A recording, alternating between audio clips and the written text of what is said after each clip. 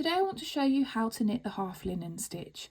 If you've watched any of my recent stitch tutorials, you will know that I have developed a bit of a love of finding stitch patterns that use slip stitches to create texture on the front of the work, and half linen stitch is no exception.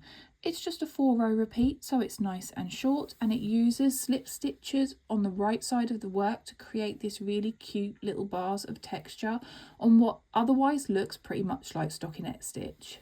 Half linen stitch is not reversible, so if I flip my sample over, you can see that the back of the work does not look the same as the front. It's not messy in any way, but it just has a very definite texture on the right side of the work and doesn't have the same texture on the wrong side of the work. There is no set pattern multiple for half linen stitch. You just need to make sure that you are casting on an odd number of stitches. For patterns like this, other people will often write it as a pattern multiple of 2 plus 1, but as that's a fancy way of saying an odd number of stitches, I really don't think that you need to overcomplicate it. So just make sure that your cast on number is an odd number and you are good to go. I'm going to use the long tail cast on method for my sample, but please feel free to use whichever cast on method you're most comfortable with. The pattern will still work.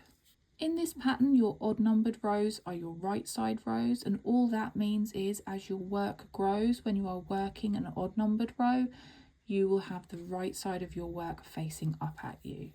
You want to start row 1 by knitting 1 stitch. The rest of the row is worked in a 2-stitch multiple all the way across the row, and those 2 stitches go as follows. First, you want to slip 1 stitch purlwise with the yarn forward. So that means the first step is that you have to get this working yarn to the front of your work. Because I'm a continental knitter, I just lift and hold my working yarn like this, but if you prefer to lift it all the way to the front, then feel free to do that.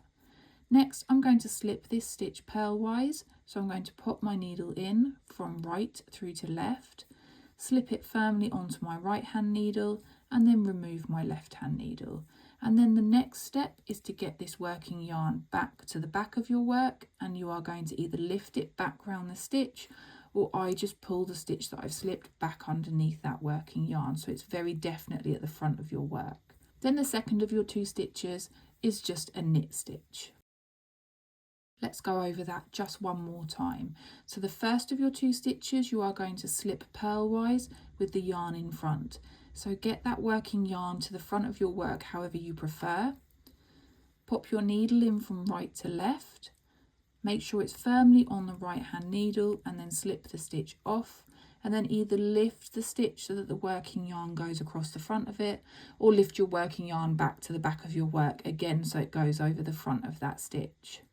And then knit the next stitch, and you're going to work that 2-stitch repeat all the way across your row, and you should finish on a knit 1. Row 2 is nice and simple. You are just going to purl every single stitch in the row, so just work your way along that row and purl every single stitch. Row 3 starts by knitting 2 stitches. And then just like with row 1, we are going to jump into a 2-stitch repeat, but this time we are going to repeat it until we have 1 stitch left at the end of our row. Just like with row 1, that 2-stitch repeat goes as follows. You are going to slip 1 stitch purlwise with the yarn forward, and then you are going to knit 1. So that's slip 1 stitch purlwise with the yarn forward, and then knit 1. And you're going to repeat that until you have 1 stitch left in the row, and if you have counted your stitches correctly, that should come after you have worked a knit 1. This very last stitch in the row is a knit stitch, so just make sure that when you get to the end of your row you knit that final stitch.